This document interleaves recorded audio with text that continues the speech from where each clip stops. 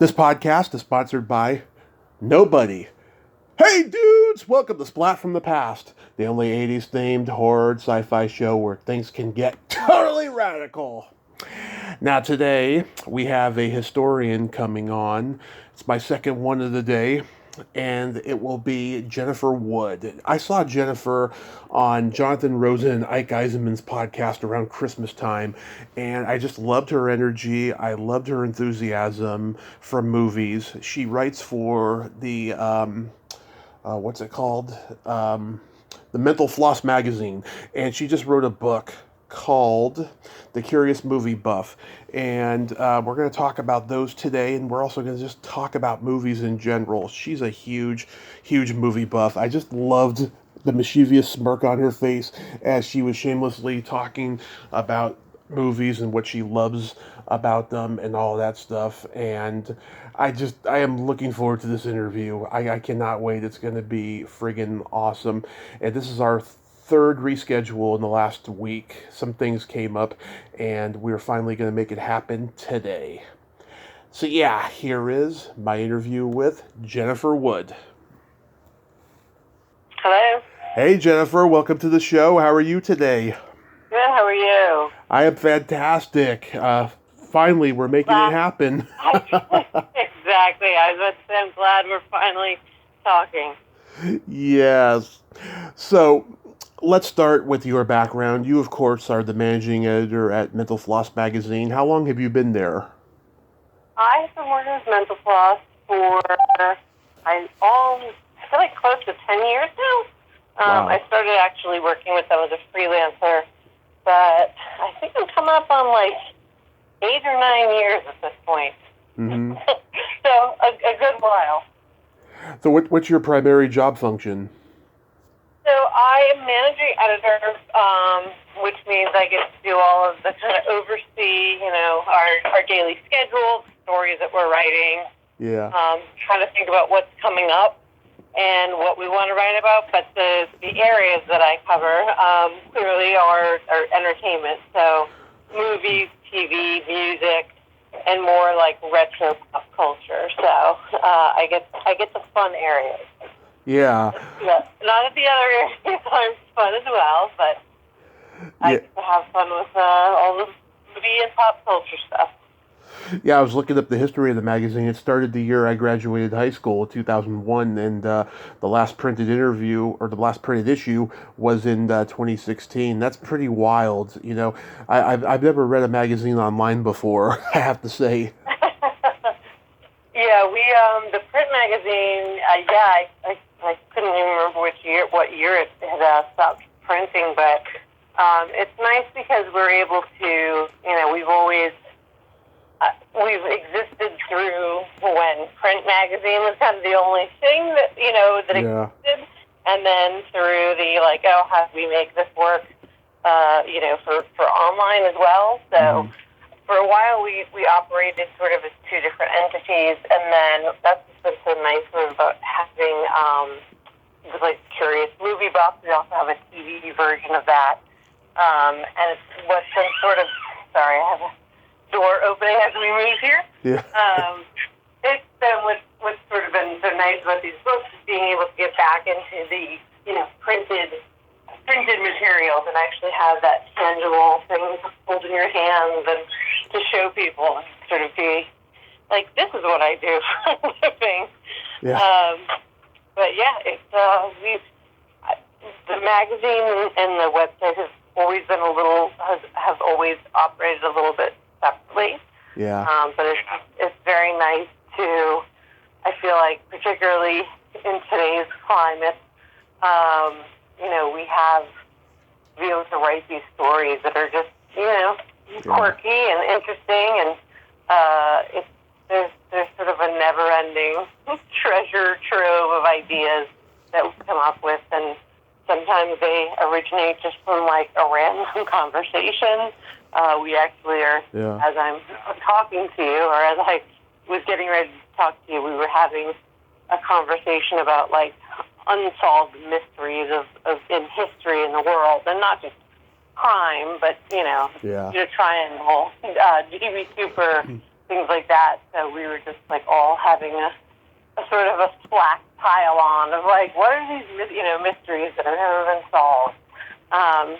That's kind of day in the life at Mental Floss. So things can get weird pretty quickly, which is always keeps it interesting and fun. Yeah. Are you born and raised in New York? No, I'm actually Boston. So I'm a Bostonian, and now I'm a little. But we actually we're just in the process of moving offices. But I have been, even pre-COVID, I've always kind of worked remotely, and so I'm about an hour or so outside of New York, and I'm kind of midway between Philly and New York. Nice. So, what was the first movie you ever saw? First movie I ever saw. It's funny because whenever I think about that, the first movie I distinctly remember seeing, and God bless my parents, it was not the first movie I ever saw, but The Shining is kind of the first movie that I remember, like, watching. Obviously, It was not the first movie I ever saw, but it was the first movie that I think made an impact on me and that I remember seeing, because we would go to, we had a drive-in theater near the house growing up. I'm not going to say how old I am, but even then, drive-ins were sort of, there weren't a ton of them in existence at the time, but we would go every Friday, and I have 4 siblings, so I'm one of 5 kids. Mm-hmm. And it was always like, there's the first movie, which is kind of the family-friendly movie, and then there's the second movie, where people thought that the kids would be asleep by then. And I think that's, what my parents naively thought. I remember watching The Shining and really kind of, I'm sure I had no idea what the hell was going on, but loving it, and I really kind of grew up, in the age of VHS. Same here. So, like any, if you go to the video store and it was 90% cheaply made horror movies, so that's kind of my sensibility still to this day is that kind of movie. I still collect VHS. I have a collection. I was collecting them for over 25 plus years, and then when I was homeless, I had to give away most of them, and now I'm getting them back, on eBay, and so they're very dear to my heart. I love VHS. Yeah, my brother still has a pretty impressive collection. Like, I feel like there's probably not a horror movie you can name that isn't buried in that pile somewhere. Yeah. And so we got rid of ours. It was a few years ago. It was sort of like we were moving, and you're kind of at that point where it's just you'd just throw anything. It's like you throw your cat into a box just like to get rid of it at that point to make the moving stop. And we sort of let people, I think this is when we were leaving New York. Maybe we lived in New York for about 12 years. And I think at that point it was like, oh gosh, there's so many of these. And so people went a little crazy in raiding our VHS tapes, and probably they've all been thrown out by now. But I like the idea of kind of building that collection back up. I have a memory going back to the age of like 2. I'm not Mary Lou Henner, but I can remember a lot of shit from way back. And like when I was a year old or something, Cannonball Run or The Shining was like the first movie I saw. And my parents tell me how fucking scared I was when The Shining was on TV. It wasn't until maybe I was about 7 I revisited it, and then I've loved it ever since. It hasn't scared me as it did like at the age of 1 with Here's Johnny and all that. I always laugh because I remind my mother that she made us close our eyes at the part where the young woman turns into the old woman. Mm-hmm. And I was like, I'm sorry, the nudity was the part that you were... That was gross. I think she thought, this horror is probably over their head. Also, growing up, in Massachusetts and spending our summers on Cape Cod, Jaws was like, Yeah. we would do the once a year, I mean, remember, it was kind of like the once a year, there was Jaws and The Wizard of Oz, like when they were on TV. Those were like big nights, and you'd kind of wait and this is pre, I guess, VHS, or maybe still, but Jaws was and still is a favorite. In fact, I have a Jaws poster on my wall right here. But we grew up going to the Cape too, so we were kind of obsessed with, basically anything shark related at that point, and it being shot on Martha's Vineyard was very exciting for us. I have a Jaws wallet, and I've talked to Joe Alves, and I've talked to Jeff Voorhees, the kid. He's got a seafood restaurant on the vineyard over there. Didn't somebody just run for, win some sort of political office? I believe, somebody from one of the kids. Maybe it's the same guy. I feel like mayor or something now of. Maybe, I don't know. He and I are connected on Facebook. I should go check out his page and see. Yeah, check it out. I know somebody ran for something recently, and I just kind of glanced at it and kind of bookmarked it to go back. But yeah, that's really that. And I think I've told this story in the last couple of months, just talking about movies with people. That, and I distinctly remember watching The Godfather, although that was on a Laserdisc. Yeah.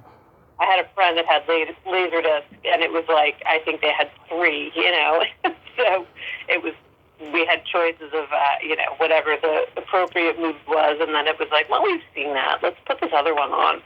And I remember just telling my parents over dinner about, I saw this movie, it was really long, and really, and there was a horse head in the bed, and my parents just sort of, exchanged glances, did our daughter watch Godfather? And indeed I did. And really, really loved it. So, yeah, I mean, I feel like I was a movie geek from even a young age. People will talk about, these sort of movies from the 80s or 90s that were very much, made for what my age bracket would have been. And I saw, obviously the E.T. and Raiders of the Lost Ark, all of the Goonies, all of that good stuff. The popcorn movies. Yeah. But then I got very into Charlie Chaplin when I was younger. Love him. Yeah, to this day, there are a few movies that make me laugh harder than a Charlie Chaplin movie. So I really, and it wasn't, nobody was forcing it on me. I don't even know how I sort of discovered it. But in the same way that I discovered authors, that authors existed, I discovered, okay, movie directors exist. And if I like this movie, then, I want to see other movies that this person made. And it kind of came, it didn't come from anyone in my family. They were definitely not, they always, my father was you spend way too much time watching movies. And when I announced, that I want to work I want to write about movies for a living, they were just, I think they were a little bit beside themselves that oh gosh, we just wasted, all this money, all this education for our daughter, who is now going to basically do nothing for the rest of her life. And there was a very small market for what I was looking to do, but I found a way in and have been doing it. So it was more of a I'll show them kind of thing. But it's just I maybe I just wanted to prove that my many hours of watching every movie available to me was not wasted.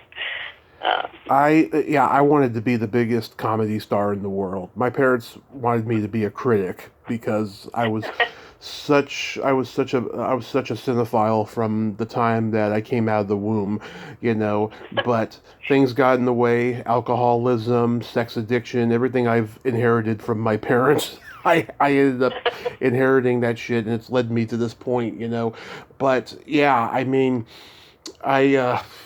fucking I love, all genres of movies. I mean, it started with the popcorn movies, and then USA Up All Night became popular, and I Oh yeah, discovered, exploitation films and Grindhouse later, and all of that stuff.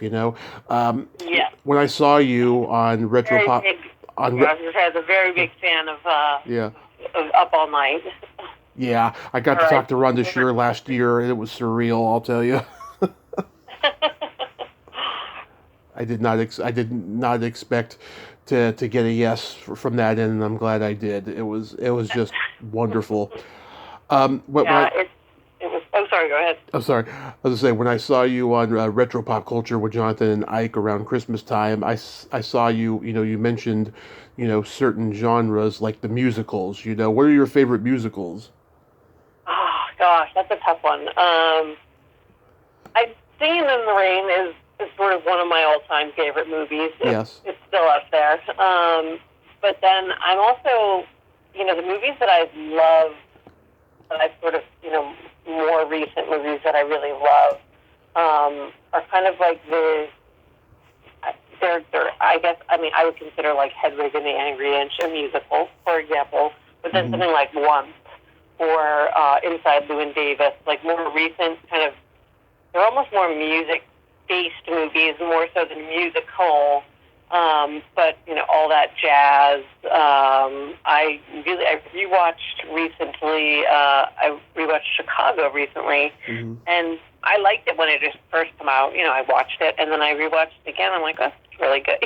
I really kind of fell in love with it all over again. I feel like any musical, to me, I always think that that's like the challenge every director puts for themselves. Like Yeah. that's the one genre that's really hard to do.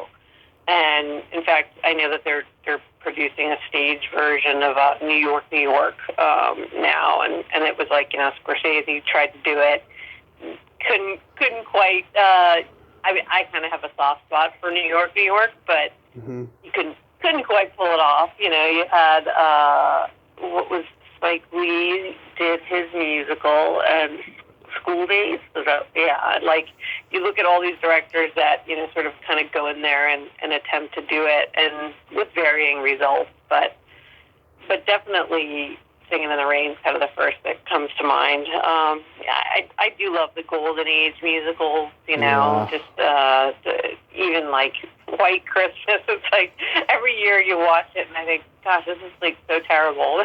This is the worst movie ever. But I will watch it again next year and I will love every minute of it. Yeah. But yeah, I think more recently, I'm always skeptical when there's like a new musical out. Yeah. Because and so like La La Land, for example, it was fine. It wasn't. There were people that really went crazy over it, and for me, it's like it just doesn't. Something about it didn't. It doesn't like stand up to what I'm expecting, and it's almost hard to describe what I'm expecting or what Hmm. I want from the musical.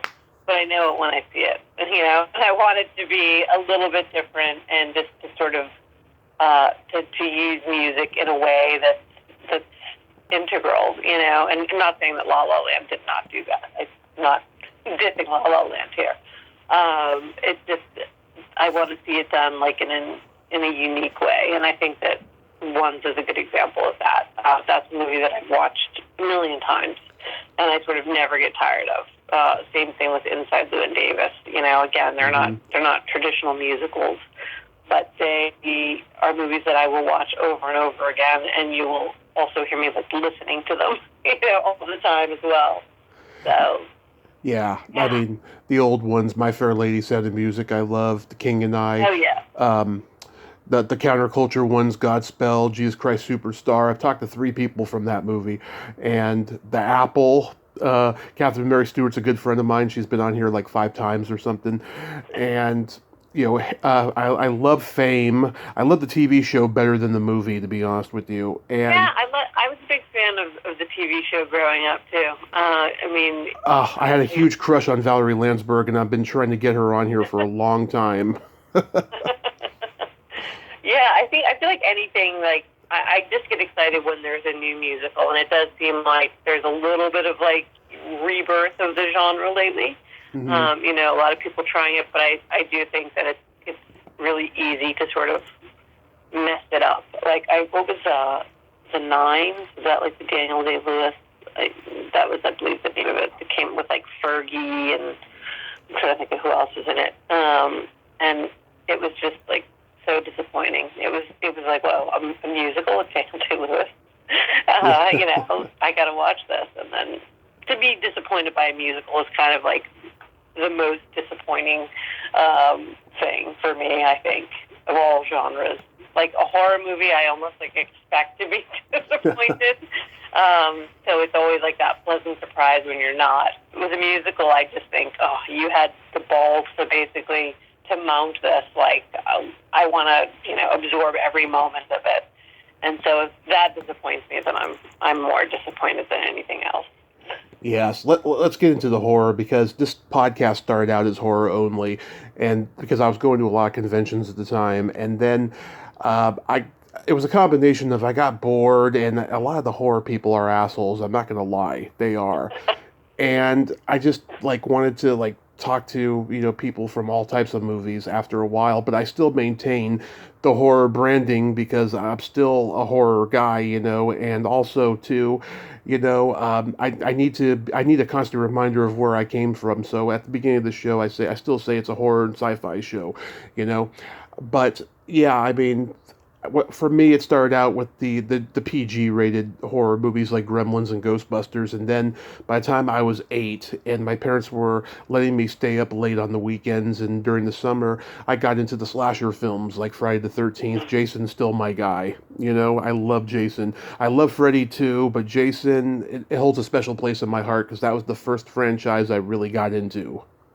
Yeah, we actually, for a long time, and I don't, I'm trying to think if I did not see the first Friday the 13th. I can't remember the first one that I saw in the theater, the first Friday the 13th, but then it was like it's like my job that basically every Friday the 13th movie that comes out, I have to see in a theater.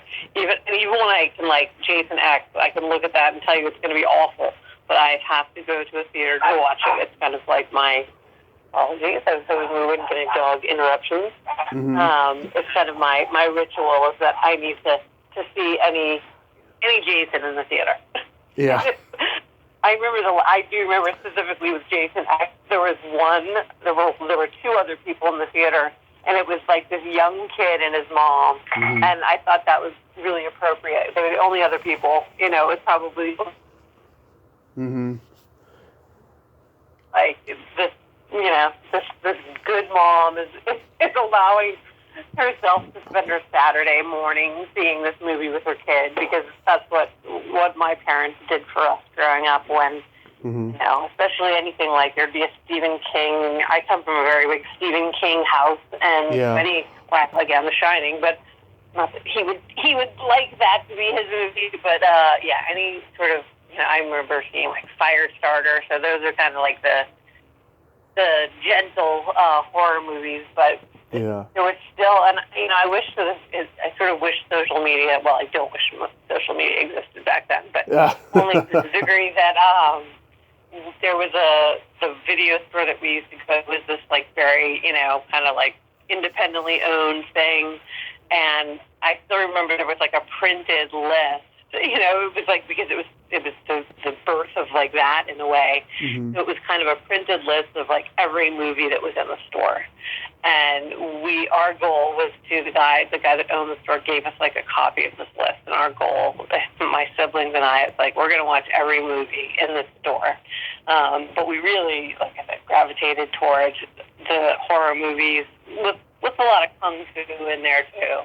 It was the 80s, so, we had to do our kung fu videos too, and we got to the point where this guy just would see us coming in, and he'd be saving horror movies for us, and my mom was not really paying attention to what we were renting, and I just remember getting our hands on Last House on the Left, and he was just like, listen, if your mom rents it for you, like I can't say no. And I do think that she kind of came in the middle and was like, wait a minute, what are you guys watching? But we definitely, at a very young age, we're watching, like the X-rated horror movies that we probably should not have been watching, but we're just entranced. Andy Warhol's Frankenstein and Dracula. we are going like hardcore, and it's just, to this day, I always find it funny when people are just like really put off by this genre. Everyone has like that one or two friends who are just like, oh no, I don't watch horror movies. Oh, I hate horror movies. And to me, it's just, I think because I immersed myself in them so young, it's like there's very few movies that I can say like actually scared me, or I had some sort of like visceral, frightened reaction to. And I think that was, again, just, early absorption in the genre. But Herschel Gordon Lewis. Yeah, I mean, we were kind of going. We had quite an education, and again, like for me, it was very much, I was a big reader too, and it was kind of, I think I adopted like the auteur theory without knowing what that was at a very young age, because I realized, that there are directors, and so if I like this movie, then I'm gonna like these other movies that they made, and yeah, it was a good time for movies, it was a good time to be a horror fan. Now it's a little, I think it's getting better, but it's a little bit. I'm critical of today's horror films. I think they're too woke, they're too slow burning, they're too just not fun, and there's not enough blood. It's just scares and mystery and all of that. I can't get into a horror movie nowadays. The last time I saw one that I was truly happy with was one called Beyond the Gates in 2016. I went to a screening of it with Barbara Crampton because she was in the movie, and she was living up in San Francisco where I'm from, and I was still there at the time, and I fell in love with it, and I am like obsessed with it. And I tell people, I say, you want to see a good low budget horror film today, go see Beyond the Gates. It is fantastic. I don't know this, so I'm very excited. I'm making a note because that might be tonight's movie. The director's been on here. Great guy. He needs to make another movie, and he still hasn't yet. Yeah, whenever I talk about like more recent horror, I always recommend The House of the Devil is kind of like one of my favorite more recent horror movies, and Ty West is now really making a name for himself in terms of horror. But I feel like I also, with X, I don't think I loved it as much as other people did. People really went crazy over it, and it was kind of the Texas Chainsaw Massacre. I mean, you saw all the influences, but I still am excited to see I have not seen the second part of that yet. So that's still on the list of to-dos. But yeah, it's hard sometimes, and with like the Halloween. We were talking with someone recently about the David Gordon Green Halloween movies, and I know people really liked the first one. I was like, I preferred Rob Zombie's Halloween remakes to the David Gordon Green ones. I am going to give The Exorcist a chance, just because. Yeah. Just because Ellen Burstyn's coming back, so I'll give him a chance. That's again one of the movies that as kids, gosh, we loved it, and to this, still love it. And I remember seeing it, one of their kind of re-releases, and it was probably sometime, I'm trying to think, in the late 90s or early 2000s. They did the version you've never seen or something like that, and I remember being in a theater to see it, and it was a lot of young kids, and they were just laughing at the movie, and I was like, you kids don't know you don't even know what you're watching. Like, you're not appreciating, what you're watching, and some of what they had added in was, that weird, spider walk down the stairs and kind of stuff that just really didn't belong. Yeah. It did belong. That was the kind of stuff that the audience seemed to be reacting to in a positive way. And I was just like, oh, you kids don't get it. You don't even know what you're watching. This is too good for you. Take it away. But yeah, it's a hard genre, and Mm-hmm. I'm trying to think of like the most recent. I don't even know the most recent that I've loved, but I'm excited now that you recommend Beyond the. Now I'm going to be checking that out. Beyond the Gates. Yeah, it is fantastic. I think 1981 was the best year for slasher films because you had Just Before Dawn, The Pit, Final Exam, Friday the 13th Part 2, My Bloody Valentine, Night School, God, so many, Don't Go in the Woods. And what I love about these films is that they were made with so less money, and yet they were just so much fun, you know? I was going to say, yeah, when you just even like thinking of My Bloody Valentine, it's like, there's this sense of kind of that people are having fun making it. You know, when you watch the Texas Chainsaw Massacre, you know that we all know now that they suffered behind the scenes for that movie, and that's visceral. You know, you feel that when you're watching the movie, which is what makes it to me so compelling. Is like, oh God, this is like, you know, you feel like you're sweating when you're watching it. You know, like you just feel every bit of like the pain that goes on in that movie.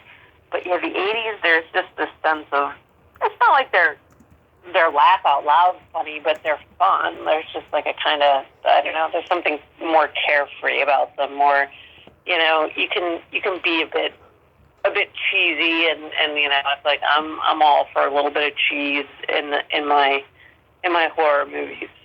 Same here. Yeah, I mean, like it was.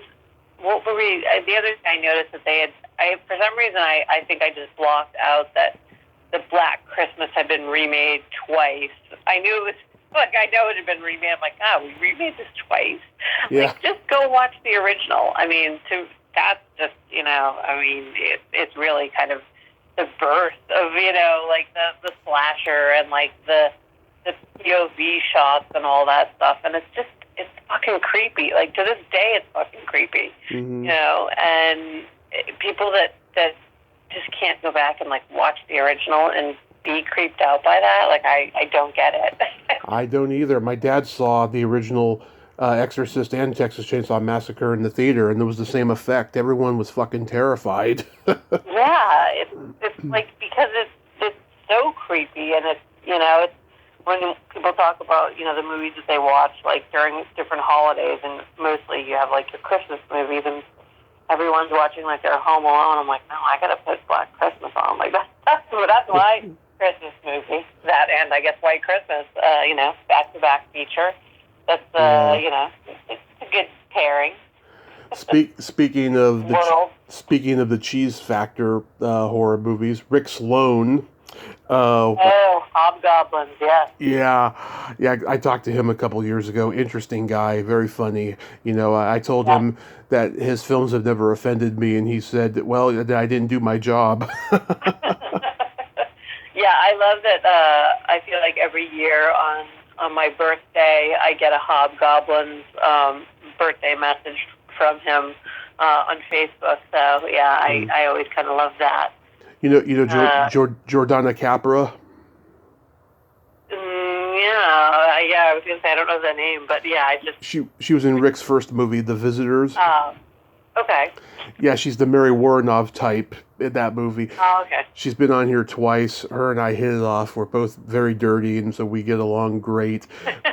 we did our second podcast right at the beginning of COVID, where we were just talking about dildos and vibrators. It was awesome. It sounds like a good conversation. Yeah, who was I just talking about? I was having a Mary Woronov conversation with someone the other day, mm-hmm. And I think it was a friend. I can't remember why we were talking to him, but then it was like sort of, it led into like House of the Devil at some point, and then I was, you know, talking about how I'm not a filmmaker, I'm not like a screenwriter, I'm nothing. I don't make movies. I'm like, but if I could ever remake a movie or like write like Night of the Comet, like that's. I love Night of the Comet. It's one of my favorite movies of all time. I know Kathy and Kelly, you know, and I've talked to. You said that before, yeah. I remember seeing that. That's one that like I saw in the theater more than once. Yeah. You know, I had I have a DVD copy of it somewhere, but it was one of those things where, like, the studio hadn't actually released it. I forget which studio it was, but, like, they were doing the thing where you could get a copy of, like, you had to pay just to get, like, a copy of whatever movie made. I forget which studio did this, like, years ago. It was, like, a thing, and it was just, rather than mass-produce a movie that they weren't sure would, would be worth all the copies they printed, you could just sort of get this, like, one-off with, like, a crappy cover that they printed probably in their offices somewhere. But, yeah, that was maybe it was Night of the Comet, and I remember late one night thinking, like, how's that not been remade? And then I was reading, like, all of the different the rights to it have been passed around and whatnot, and it's like, first of all, the original still fucking rocks. Like, I'm sorry, it's still great, but that's just a movie that I feel like you could update it and have some fun with it. Maybe like the mall montage might not work as well. 2023, that it did, but we could. I miss the mall montages. Those were. It's a movie that's dear to my heart. I love everything about it. I'm a purist of it. I just think it's one of the most wonderful movies ever made, and I would love to host a 40th anniversary screening of it, and. I don't know if that'll happen next year, but fingers crossed. I would love to. It would be my ultimate dream of anything, I do feel like it's one of those movies, because I might be making this up, but I do feel like Alamo Drafthouse, like some of their, maybe like the Austin, I feel like, they've done some screenings of it in the past. Many. I do feel like it's one of those movies that people, the people who know it, you either know it and love it, or you've never seen it. It's kind of like one of those movies that it was like never this huge success, but if you saw it, then it's kind of like there's like that segment of sort of HBO movies that like just the HBO played again and again and again in the 80s. And if you were like of that age, then you remember them and love them. But like, otherwise you're like, just one of the guys? What is that? Like, you have no idea, like, what the movie is otherwise. We had a local station in the Bay Area called KBHK 44. It ended up becoming UPN 44 when Paramount merged, and they had, original series content, right? But when Night of the Comet premiered in 1989, and I saw the preview recently on YouTube, they made it look like it was much scarier than it was. They didn't promote it as a comedy, and I thought it was weird. Yeah, that's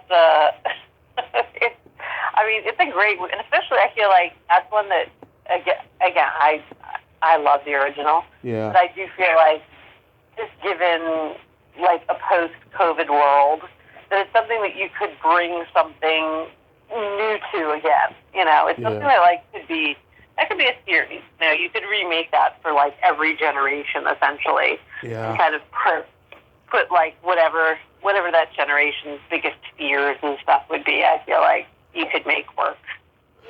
And and also time travel movies. Back to the Future is my favorite movie of all time, and I'm friends with Claudia Wells, who played Jennifer, and it's so funny. So like, I did this podcast with this friend of mine who's a stand-up comedian.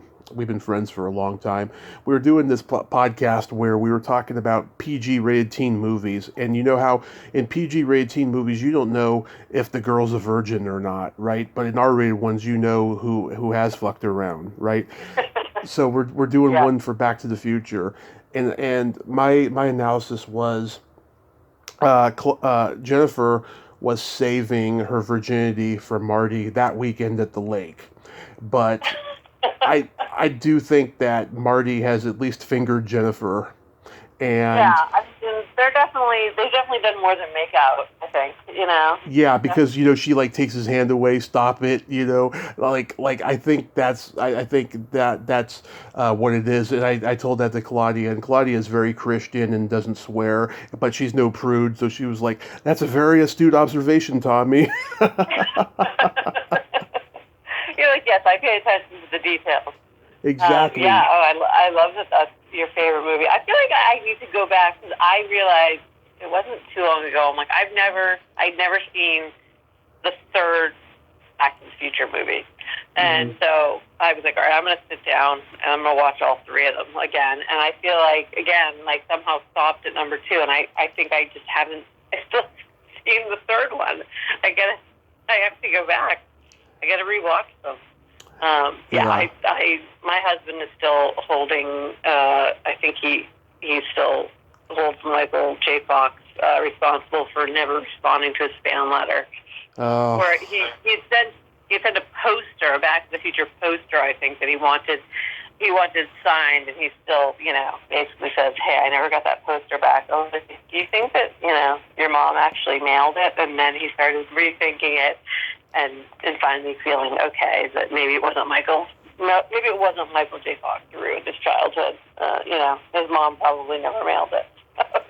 Yeah, I've heard across the board Michael J. Fox is a great guy, but there was a period where he was a little too big-headed, and it only lasted a short time, though. But there was a period there where, like people who worked with him on the first one would say hi to him, and he wouldn't respond or something like that. I don't know what that was about, really, but everyone says he's a great guy.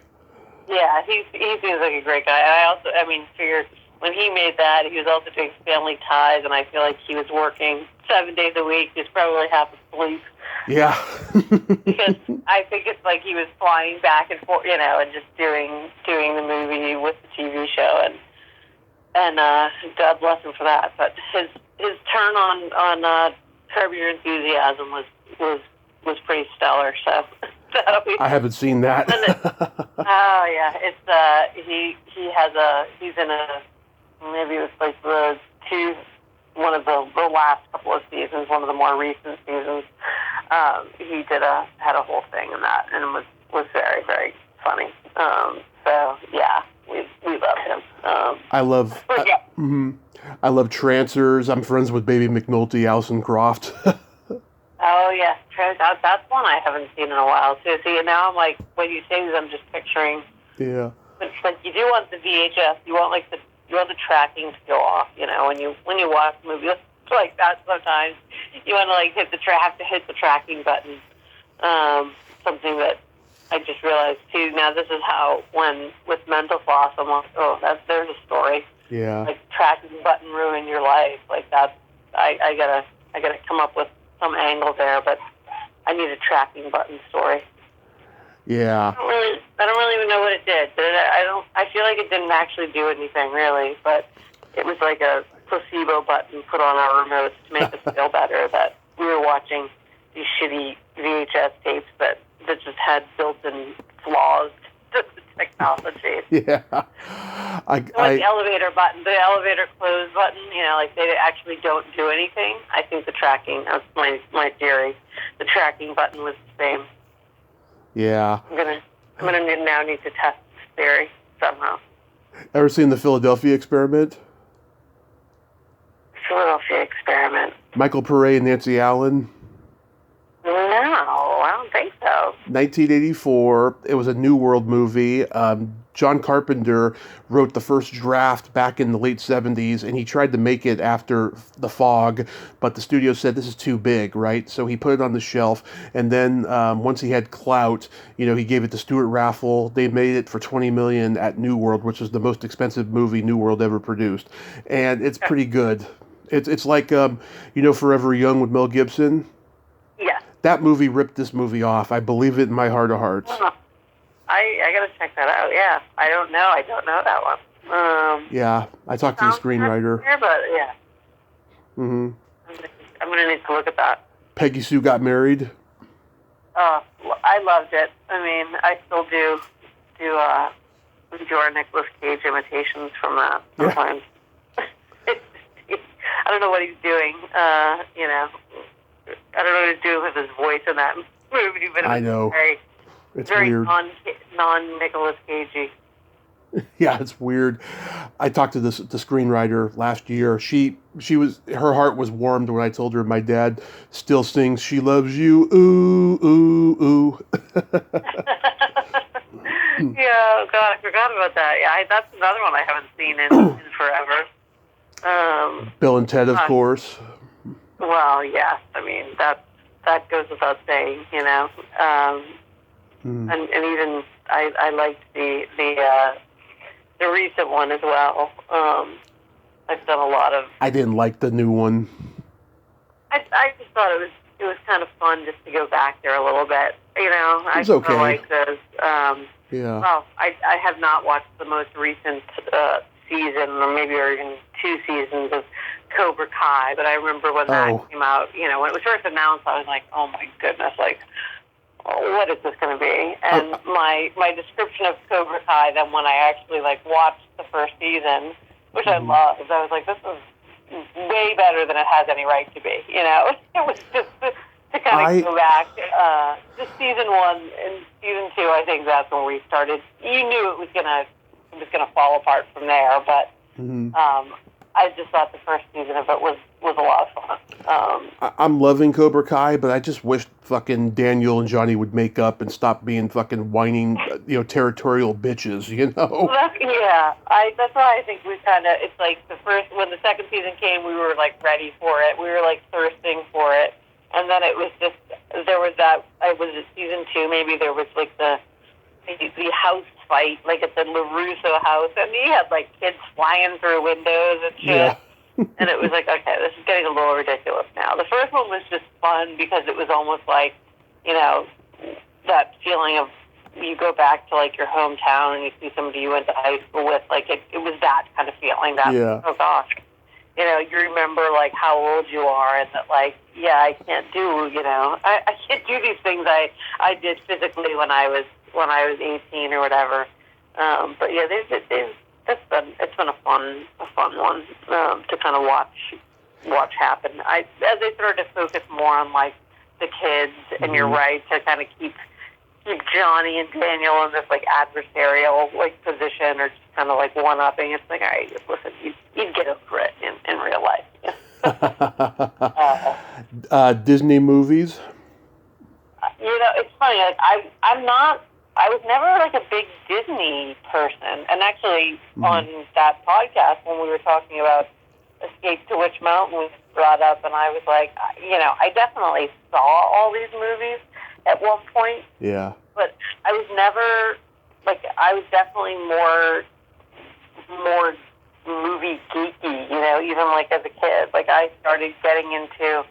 I did an interview recently, and it was funny because somebody asked me. They said, I noticed that you didn't we didn't do any sort of in the book. There's no big spread on any Woody Allen movie. I'm just it felt too icky to sort of do it. I was but to be completely honest, he was probably one of the first directors who I really loved and just kind of was into. And I know that whatever the first Woody Allen movie I ever saw would have been one of his more slapstick, early slapstick comedies. Sleeper, yeah. I think it was Everything You Always Wanted to Know About Sex. But we're afraid to ask. I feel like it was Gene Wilder and A Sheep, was kind of my introduction to Woody Allen movies. And by the time, and then it was Bananas, Take the Money and Run. You kind of got to do the older stuff. So by the time I got to Manhattan and Annie Hall and that kind of stuff, I could appreciate those for what they were. It wasn't a kid just kind of watching these movies what the hell is this about? But I was saying, I'm even then I was kind of wait a minute, he's way too old to be dating back then. Yeah. I knew it was icky, somehow in my head. I was wait a minute. But he definitely was my director who for a long time I guess he'd a movie a year every 2 years. You'd have the Woody Allen movie come out. Yeah. And those were what I waited for. Now I haven't watched any of any of his more recent movies, and I know he's still churning them out. But even before kind of all of the weird, everything documentary and all that stuff. It's it's just the movie's kind of dropped quality-wise for me anyway. I know people kind of always, like, it was sort of like the dream of every actor to be in a Woody Allen movie, you know, and stuff like Crimes and Misdemeanors, Husbands and Wives, Hannah and Her Sisters. Like, to me, those are just they're just such brilliant movies, you know. They're just well acted, and I feel like Husbands and Wives is one of the more underrated movies. You know, you have, like, anytime Sidney Pollack appeared in a movie, like, I'm sold. I'm in. I feel like he's probably, for me, one of, like, the best director actors. You know,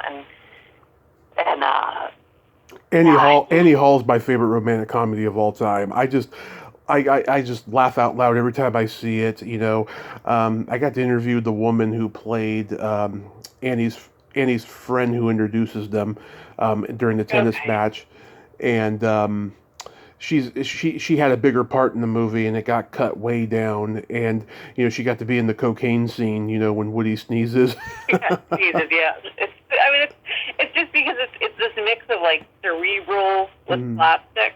Yeah. What I think those, you know, like, not just the early, you kind of had slapstick, then it moved into, you know, more of, like, with stuff like Interiors.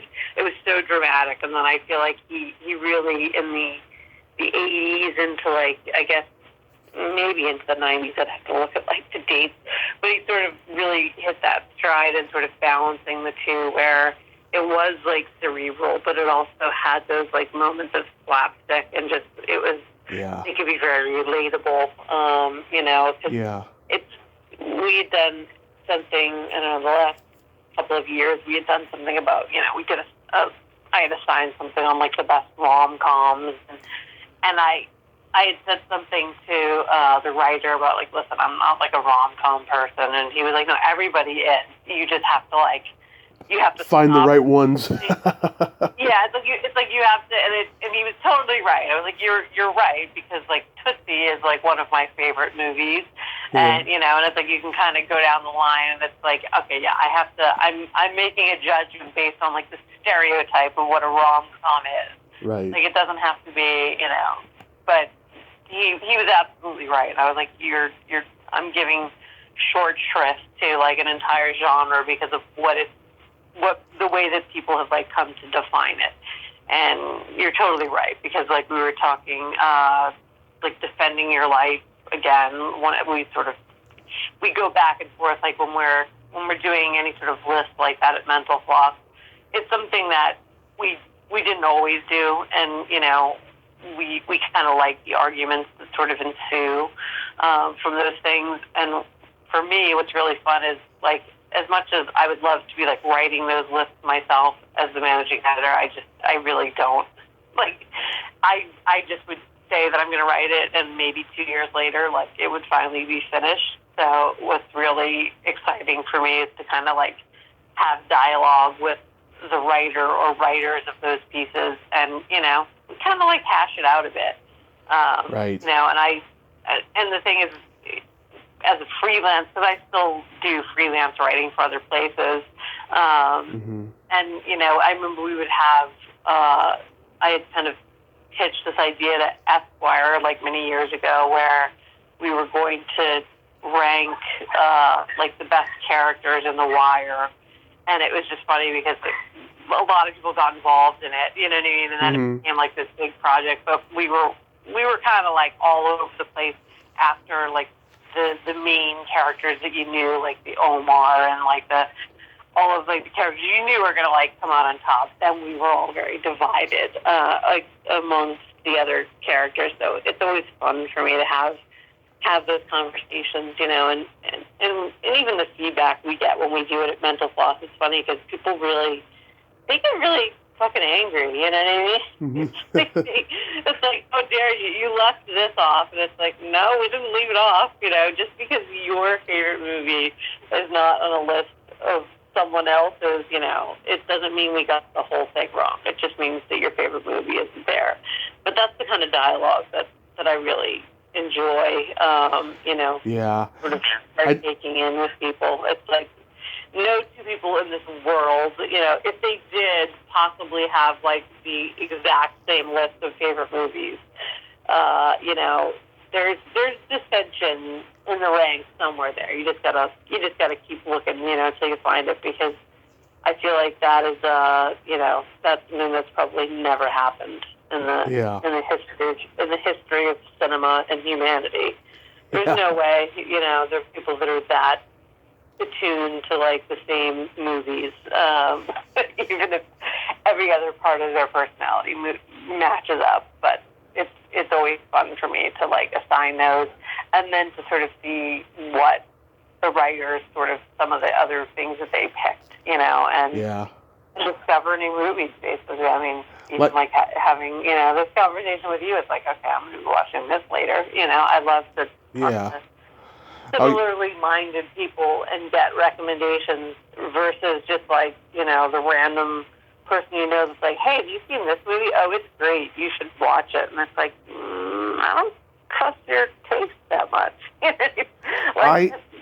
I only feel I only feel normal when I'm talking to other movie buffs, other music buffs, sex experts, comedians. Just like, you all make me feel normal. Yeah, I know, exactly. It's like you kind of, when you're discussing, and people, especially it's like, when people, obviously friends, family, whatnot, it's like they know what I do, and so there's always kind of like, whenever you're at the gathering or, somebody learns kind of what I do for a living, then that conversation always, oh, what are some TV shows you recommend? And it's like, I can't just sit here and blindly recommend TV shows to you.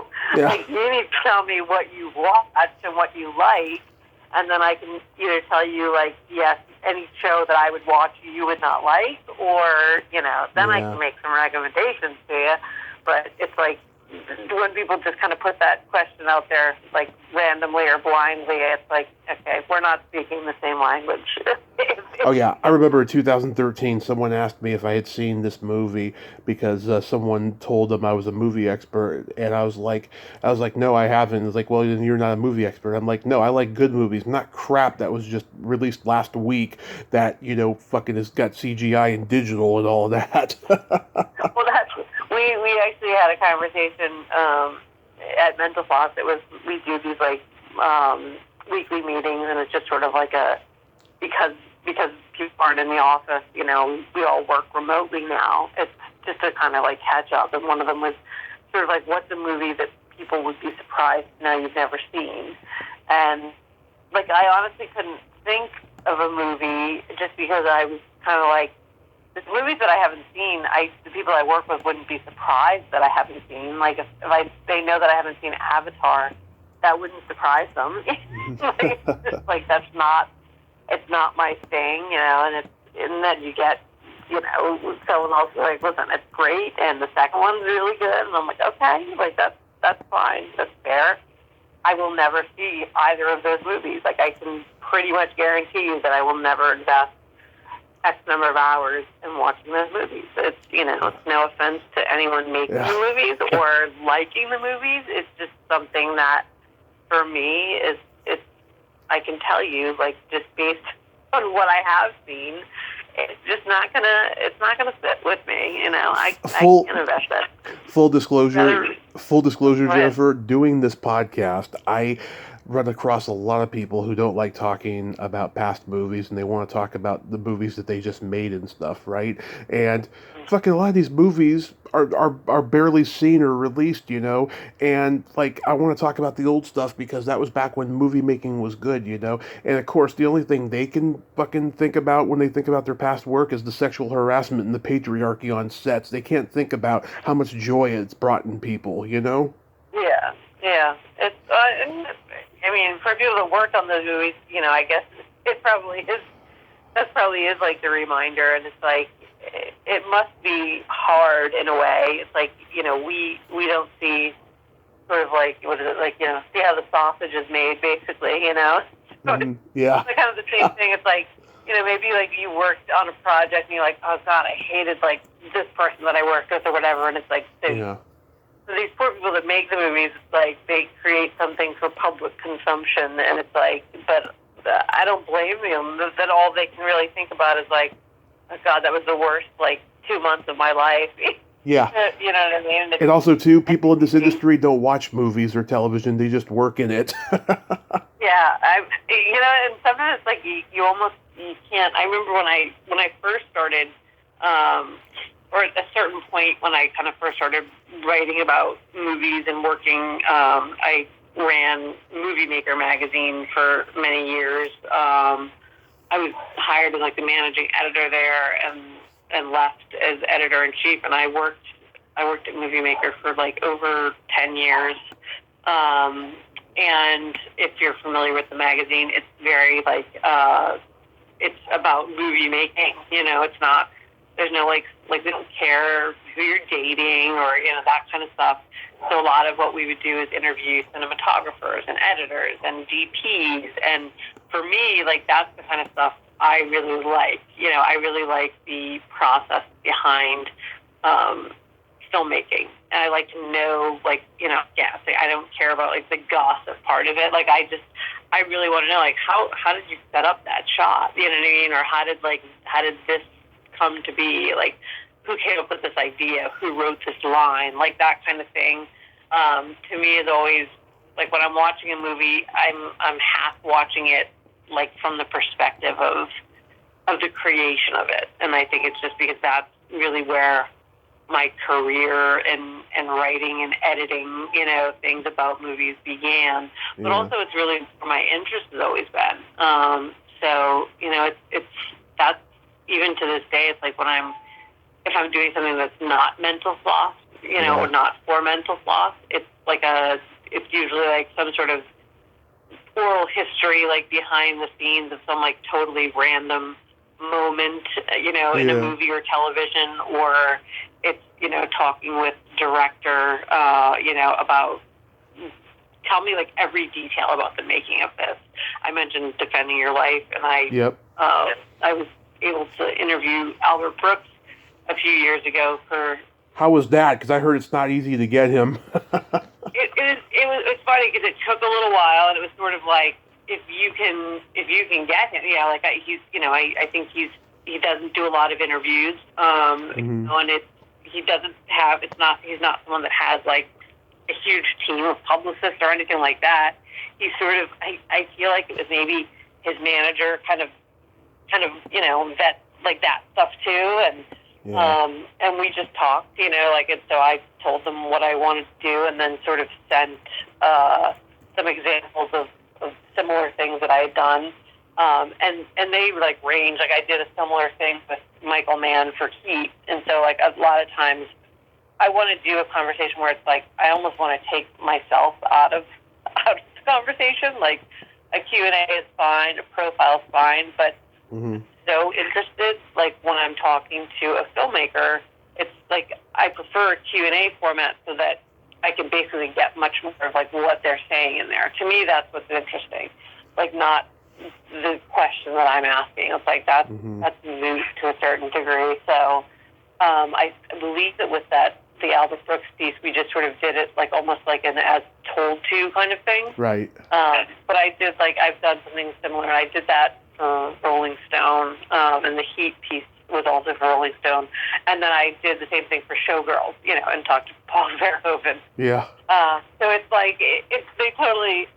a very good example of where the gamut of my interests sort of runs, because and each one of those pieces too usually will help with getting another director to agree to talk to do that. I actually did it with Ghostbusters as well with Ivan Reitman. So but I do feel having the Albert Brooks one, people were oh, okay, Albert Brooks talk to you, okay, then I was that got me the thumbs up from other people. When I talked to Tommy Chong a couple years ago, everyone who thought I was a loser in my hometown thought I was cool for one day. Only one day? Come on. I think it went longer than that. Yeah, I'm sure it did. But I love, I love getting that kind of detail, and I will pick up the tiniest. I do it a lot for TV stuff too. I've done stuff on like It's Always Sunny in Philadelphia. Like I feel like I've done a lot on that show. But like I did like a whole oral history of the Nightman Cometh episode. If you watch the show, or for Breaking Bad, I did something with Gail Bedeker's character and the karaoke video. I'm going to assume you've seen Breaking Bad, but I have. The whole thing. Wait, did you say no? Oh no, I've seen Breaking Bad. Yeah, I was gonna say. Like I was just like, I want to do something on, just the karaoke video that they find of him, and so it was just like a very random, piece of the show. But I did that a year or two ago, and kind of chatted with everyone about that. Which to me, that stuff is it's not even work, It's so much fun to like have those conversations and find out like how did these ideas, who came up with these ideas, how did it work, and all that kind of stuff. So that's for me, that's really like the fun part of what I do. Yeah, like you, I also hate Jurassic Park, but I love Rocky. I do not, and it's funny. That's one that people get really mad about Rocky. Like my husband gets very mad about Rocky. Well, I will say this, okay? If there's one flaw the movie has, it's that the message has become so much of right-wing thinking these days, and it pisses me off. But other than that, I just love the movie. And I don't even know the last. I feel like I didn't even see it until kind of like later in life because it was something that just to me didn't. Again, it was for whatever reason. Maybe I don't know what it was about it that like it just wasn't something. But as a movie person, I'm like, I kind of have to see like anything like that, And I just kind of was like. And I think my husband was like ready to divorce me after finally watching Rocky. I don't know why. I feel like, and this is how I explain it to people. I think that for me, and this would go toward Avatar as well. I said that sci-fi. I like camp. Like I want it to be. I like campy sci-fi, or I like a good horror sci-fi. So like The Thing, if we're gonna call that horror sci-fi, but something that's just like requires so much suspension of disbelief. I don't have it in me. Like it's too much work or something, or I'm like I'm a nerd and I'm like calculating like, well, wait a minute, but the water levels, like I'm doing something where I just have trouble with sci-fi a lot of times. Again, unless it's more horror oriented or it's like Doctor Who campy like fun, then I'm totally on board. But do you like the Crown International movies? Which way? What are the? They were a low-budget movie studio. They made, Van Nuys, The Beach Girls, Weekend Pass, Tomboy, Hunk, all these, 80s, TNA comedies. Yeah. Now, a lot of, I don't know much about, the studio, so I probably wouldn't even remember, that they were all the same. But, I definitely watch those. That kind of leads into, the Up All Night territory. Yes. I always loved that, what was it, slime, what's this, the slime ball bolorama. Oh, yeah, Sorority Babes in the Slime Ball Bolorama. There you go. I believe Bruce Greenwood was in that, too, or something. He had, a role in it, but yeah. Michelle Bauer's a friend of mine. Yeah, I totally get on board. That stuff I love. It's going to be, the campy sort of stuff, I haven't seen the new one yet. I want to see it. Yeah. What is that? And what's the new one? The new Sorority Babes in Slime Ball Bolorama. Linnea Quigley, for some reason, did not want to be a part of it, so Kelly Maroney is in her place. Oh. Yeah. I didn't even know that I have to, see, now I learned this too. I did not know that was... Well, again, these movies don't get released anymore. They're just barely released. Even even then they were, barely released. It was just like if you happened to be up at 2 in the morning, you maybe caught it, Right. on whatever the local channel was. But yeah, so anything that one would be like, wow, that's cheesy. It's like, yep, then I'm probably gonna like it. Probably good to be into that. Yes. So this book you wrote, The Curious Movie Buff, how did the project come about for you? So this is actually The Curious Movie Buff is the third, I guess, book in a series of we'll call it the Mental Floss Curious series. Mm-hmm. So we have had since I think there was a print magazine for a long time. The print magazine ended, I think, in 2016. And then in maybe 2018 or 2019, I want to say, we had been people have been contacting us, hey, what happened to the print magazine? Oh gosh, I really loved it. We still get emails on a daily basis about people who have every issue, kept every issue. Because it was such an evergreen magazine, it's just, and that the story that they read, 10 years ago is just as readable today. It was, nothing newsy, basically. So we had been contacted by a lot of places, by bookstores, publishers, agents, all these things about creating more print stuff.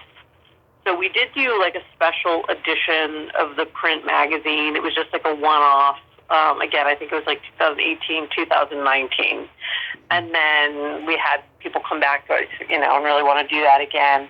And it's definitely a little challenging because when we do that, it's not like we hire a whole other staff, as in the past to do that. It's just, we sort of do it in addition to our getting our normal jobs done. And a lot of it is myself and the editor-in-chief, Erin, working on that stuff. To really organize it behind the scenes. So we were just the print magazine, the one-off did really well, but it only has an X long shelf life. I think it was 6 months or something, and that's just because how magazines kind of work. So you can do an annual issue, but it only exists for 6 months, really. So then we were well, if we're going to do that again, if we're going to put in all this extra work, and we're going to, you want it to be a little more lasting, and you just kind of wanted something. So somebody reached out to us and, just said, hey, it was an agent, a book agent. They really liked our content, and did we have any ideas? And of course, we had a million different ideas, but what we landed on was the Curious series.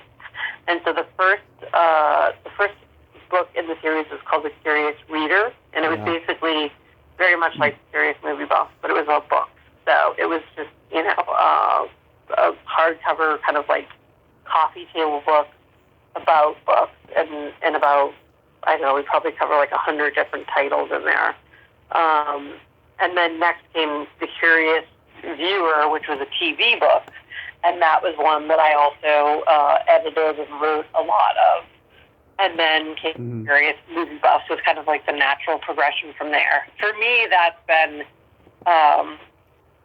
this was my favorite. Well, The Curious, the Reader was not one that I worked on it, but it wasn't one that I edited or really wrote a ton for.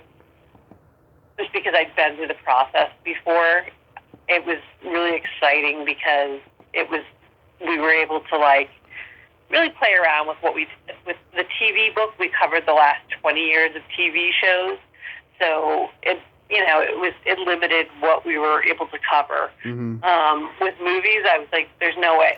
We have to go back. I want to go back 50 years because I wanted to make sure that we had the movies, kind of the new Hollywood movies of the 70s are my favorite movies. The things Hal Ashby, Alan Poole, people that are, were making these disillusioned, post-Vietnam or during Vietnam movies, kind of late 60s. The Last Detail, I'm having a guest on Monday from it. Oh, wow, yeah. Yeah. So weird. But yeah, it was I wanted to go make sure that we were including that because even though I wasn't alive for, like a lot of those movies coming out, but Jaws and all that kind of stuff, I wanted to make sure that if we were doing a book that my name was going on, that those were going to be included, The Godfather and all that kind of stuff. So, it was like the third in a series, but it was a really fun process because we had to make some rules because if left to my own devices, I would never finish anything. I would just keep writing and adding things. And at this point, our publishers and our book editor and agent and my editor chief certainly know this, that I will just, you have to stop me or else I'm going to keep going. And so it was like, okay, we can only include one movie from we can't include 10 Martin Scorsese movies, we can only include one to give that really big kind of, treatment to. And then we could do sidebar lists and kind of that, other Scorsese movies, but we couldn't do a whole, 4-page treatment of the book to it. So it was a good way to get me to really kind of sharpen what we included in the book.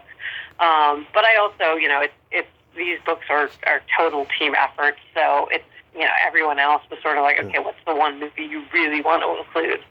And for us, we wanted to make sure that we weren't relying, it wasn't going to be skewed too heavily towards just 70s and 80s movies, which is what I would have done, you know what I mean? Yeah. Left to my own devices, that's why you don't want to do that.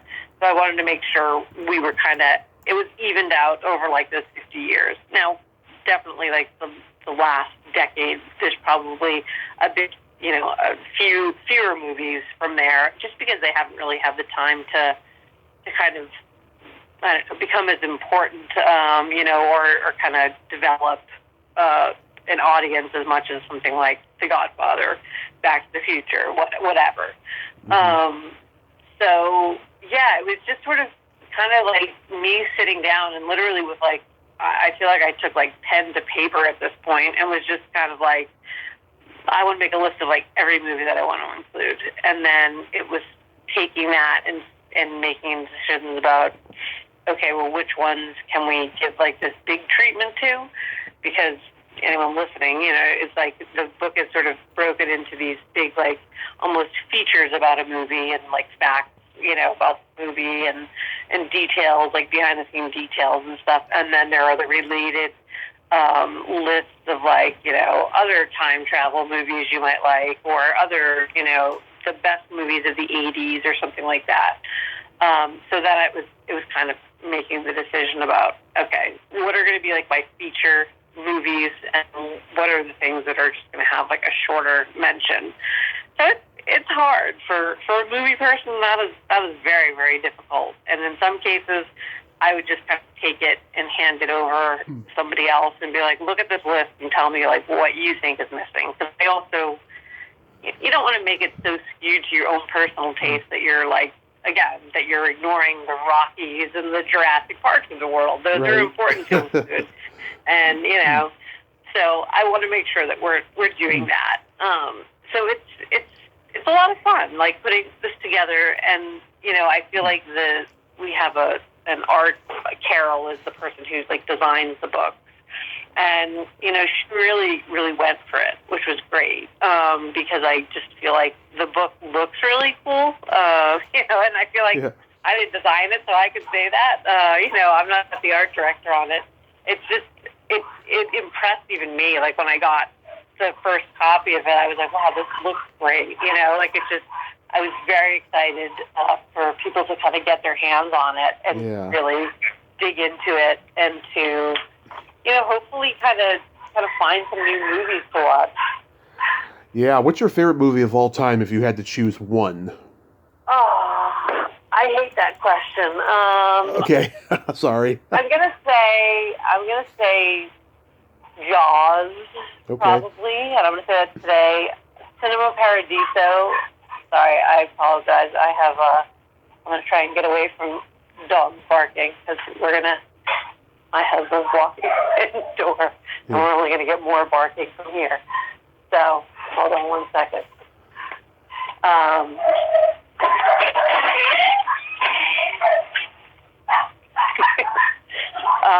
sorry. Yeah. Cinema Paradiso is definitely up there.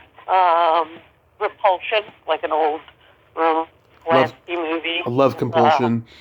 I was just going to say, I'm outside now, so hopefully you can still hear me. But those are probably like the three I think of most often when I think of my favorite movies. But if you ask me that question again tomorrow, I would maybe give you a different answer. I totally get it. Jaws is still be in there, though. So I have to go with Jaws. That is awesome. So real quick, let's play my secret silly game. Uh-oh. Okay. This is fun. This is a series of silly slumber party questions. It's not win or lose. It's just pure benign fun.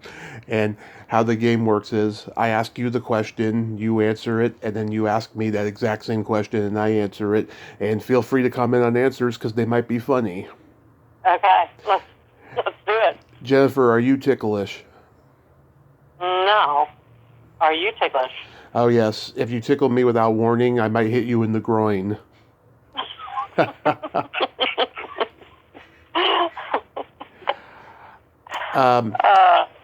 Is your belly button an innie or an outie? An innie. Is your belly button an innie or an outie? It's an innie. All right. What color are your toenails painted? Nothing. What color are your toenails painted? They're not painted, but last time they were purple with sparkles. I like to go like elaborate colors. All right. Yeah, I like that. I started painting my toes when I was 13.